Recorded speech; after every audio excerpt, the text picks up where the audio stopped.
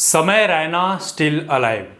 1 घंटे 21 मिनट और कुछ सेकंड की इस वीडियो को देखने के बाद आपको एक बात तो समझ में आ जाएगी कि दुनिया डबल स्टैंडर्ड, दोगले और दो मुँहे लोगों से भरी पड़ी है। जैसी आपकी परिस्थिति होती है वैसा ही ये दुनिया आपके साथ बर्ताव करती है, वैसी ही आपको इज्जत देती है, वैसी ही आपकी बेइज्जती करती है। समय रैना का केस आपको पता है कि पिछले साल इंडियाज़ गॉट लेटेंट जो उनका अपना शो था जिसके सारे वीडियोस को उन्हें डिलीट करना पड़ा बस एक एपिसोड के चलते, जिसमें रणवीर अलाहाबादिया टीआरएस वाले जो भाई साहब आए और उन्होंने संभोग पर चर्चा कर दी अपने माँ बाप के संभोग को लेकर कि देखना चाहिए, ये करना चाहिए, जो भी है आपको पता ही है।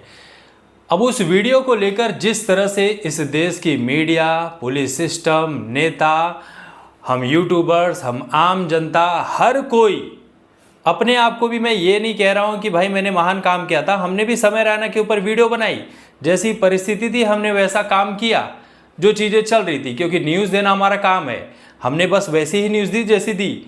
लेकिन बाकी जो देश की मीडिया है वो किस तरह से पीछे पड़ी थी, वो सारी की सारी चीज़ें समय रैना ने उस 1 घंटे 21 मिनट की वीडियो में बता दिया। उसके बाद भी कोई ये यूट्यूबर ये कहे या कोई न्यूज़ वाला ये कहे कि नहीं हमने समय रैना के बारे में ऐसा नहीं कहा था, तो वो झूठ बोल रहा है। हम सब ने किया था। लेकिन क्या इस 1 घंटे 21 मिनट की वीडियो के बाद समय रैना और उनका जो शो था, क्या उसकी छवि साफ हो जाएगी? नहीं होगी। उन्होंने जो उस वक्त गलती की थी वो की थी और वो एक्सेप्टेबल तो नहीं थी कि इतने बड़े प्लेटफॉर्म पर आप गाली गलौज कीजिए, अश्लील बातें कीजिए, सब कुछ चलता है।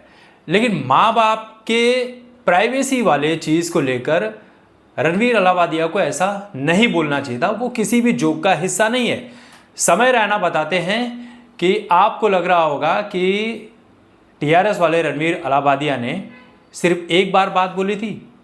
मैंने एडिटिंग के टाइम पर उस को मतलब 9 बार बातें बोली थी और एक बार उस बात को ले लिया, बाकी सारे वीडियोस डिलीट कर दिए थे जहाँ जहाँ पर बोली थी। उसने बार बार ये चीज़ें रिपीट पर बोली थी रणवीर ने।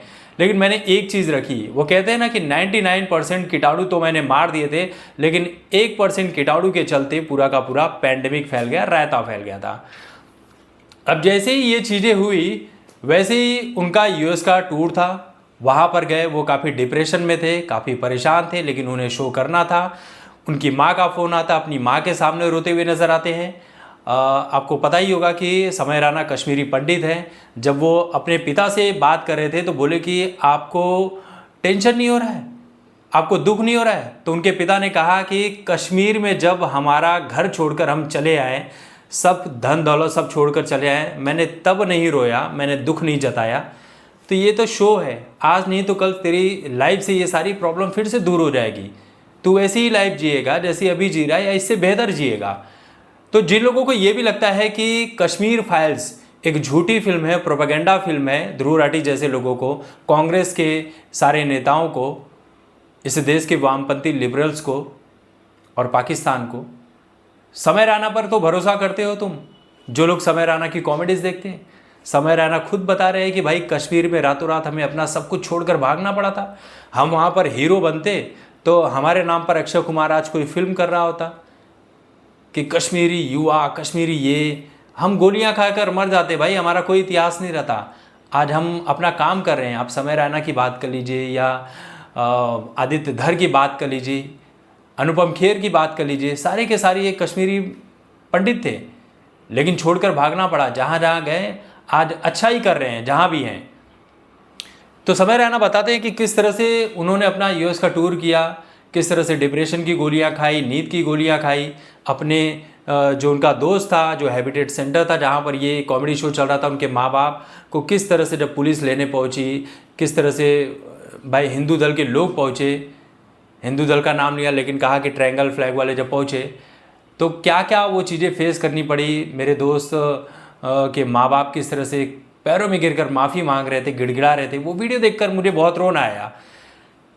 लेकिन कहते हैं कि शक्तिमान के ऊपर भी कहा कि शक्तिमान ने भी कहा था कि ये लोग देश को ख़राब कर रहे हैं, बच्चे बिगड़ रहे हैं। भाई हमारी वजह से बच्चे बिगड़ रहे हैं। शक्तिमान तूने तो बच्चे मारे हैं। हर रोज न्यूज़ सुनने को मिलती थी कि शक्तिमान देखकर एक बच्चा बिल्डिंग से कूद गया। हर रोज तूने बच्चे मारे हैं। तू किस ग्राउंड पर, किस मॉरल ग्राउंड पर हमसे ये बातें बोल रहा है?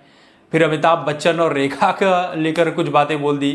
फिर कहा कि अमिताभ पोलियो का विज्ञापन करते हैं, अपने बच्चे को पोलियो का घूंट क्यों नहीं पिलाया? उनका बच्चा आज भी अपने पैरों पर खड़ा क्यों नहीं हो पाया?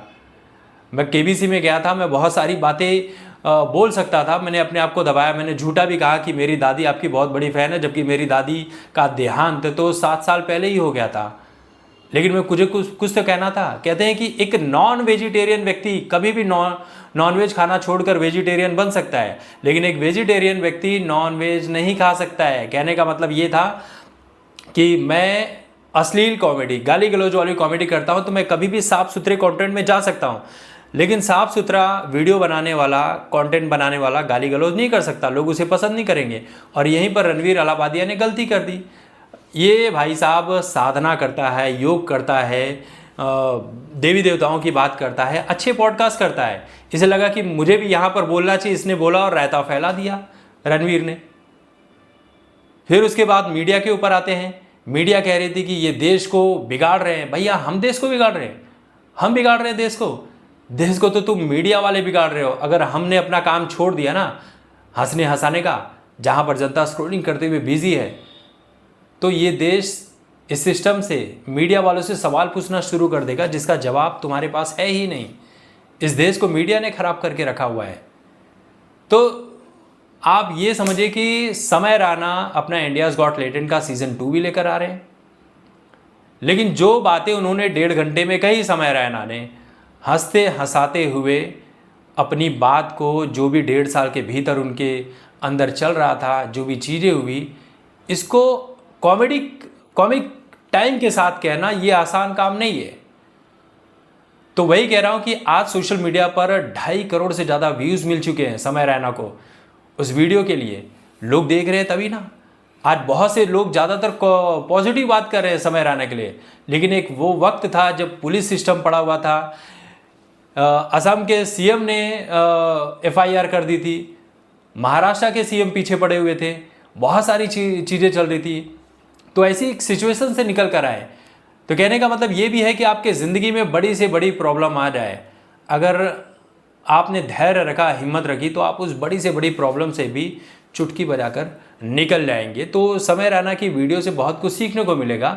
हालांकि बहुत सारे लोग गुस्सा भी हैं, जिसमें मुकेश खन्ना भी हैं, जो कह रहे हैं कि कुत्ते की धूम है समय रैना, ये कभी सीधा हो ही नहीं सकता है। आपने देखा है इस वीडियो को, तो अभी बताइए। अभी आप देख लीजिए ना कि हम डबल स्टैंडर्ड वाली बातें क्यों कर रहा। हम सब डबल स्टैंडर्ड वाले हैं। कोई ये कहते कि मैं बहुत सीधा हूँ, मैं ऐसा नहीं वैसा नहीं, मैं राइट विंग, सब लेफ्ट विंग, सब यही सब बातें भाई, सब सिचुएशन के हिसाब से काम करते हैं। रणवीर सिंह को क्या कम गालियाँ पड़ी थी?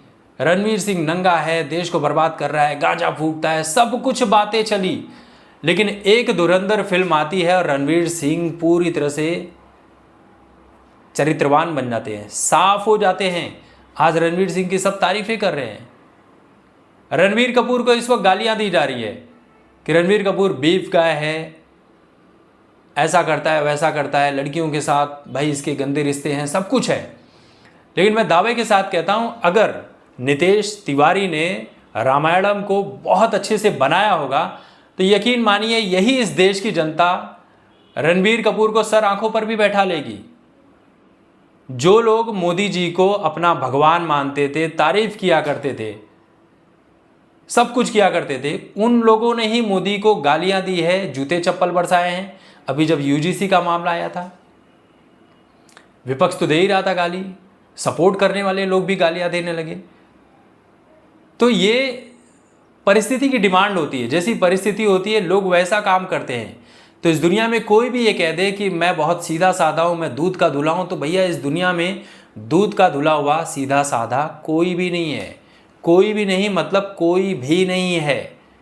मैं भी नहीं हूँ, जो कमेंट कर रहे हैं वो लोग भी नहीं है, जो वीडियोस देख रहे हैं वो भी नहीं है। सबके अपने अपने किस्से होते हैं सिचुएशन के हिसाब से। जाकिर खान जिसकी कॉमेडी को, जिसके लाइफस्टाइल को कैसे करना चाहिए, क्या जीना चाहिए, क्या परिस्थितियाँ होती है माँ बाप को लेकर, वो सारी चीज़ें हर किसी ने पसंद की। लेकिन जैसे ही जाकिर खान ने कहा कि बम तो फटे लियारी में, लेकिन उसका धमाका धुआं तो बांद्रा से लेकर जुहू के बीच में निकला। बांद्रा से लेकर जुहू के बीच में बहुत सारे वो सेलिब्रिटीज़ रहते हैं जिन्होंने बॉलीवुड की फिल्मों में काम किया और जिन्होंने धुरंधर फिल्म के बारे में नहीं कहा। तो इसी जाकिर खान के पीछे लोग कहने लगे कि ये तो बीजेपी का अंधभक्त है, ये ऐसा है वैसा है। लोग जाकिर खान को ट्रोल करने लगे। कभी लोग सौरभ द्विवेदी को पसंद करते हैं तो कभी गालियाँ देने लगते हैं। जैसे ही सौरभ द्विवेदी ने राजपाल यादव का मजाक उड़ाया, सौरभ द्विवेदी को गालियाँ पड़ने लगी। लेकिन जैसे ही पता चला कि सौरभ द्विवेदी ने अपनी सारी प्रॉपर्टीज़ डोनेट कर दी है, यहाँ तक कि अपने शरीर को भी डोनेट कर दिया है, तो कुछ लोग तारीफ भी करने लगे। तो वही कह रहा हूँ, दुनिया में भाई कोई भी दूध का धुला व्यक्ति नहीं है, सब कुछ परिस्थिति होती है। जैसे ही परिस्थिति बदलती है, लोगों के विचार आपके लिए बदल जाते हैं।